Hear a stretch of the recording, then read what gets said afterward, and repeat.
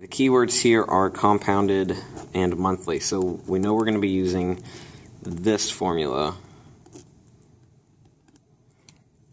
Okay, and so the rate I can see right here is 3.5.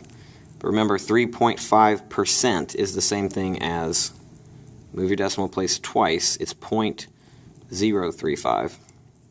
How much does he need to invest in order to have 2,100 in 8 years? So T is 8. We know because it says monthly here that N is going to be 12. And then the thing is, some of you put the 2,100 in the wrong spot. He isn't starting with 2,100. In fact, I bolded and underlined need to invest. So this is your initial investment, is what we're looking for. P is what I'm looking for in order to have 2,100 after 8 years. So 2,100 goes over here. So A is the 2,100. So you would have 2,100 equals P. That's what I'm looking for.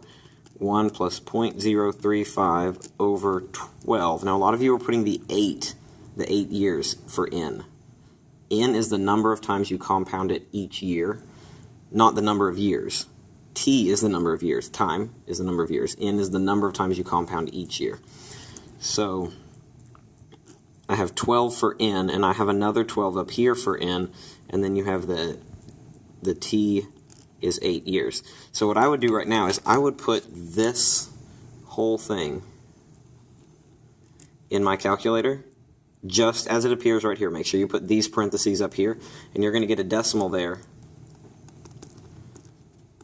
Right, you're going to get some decimal right here, and then to solve for P, all you're going to do is divide by that decimal.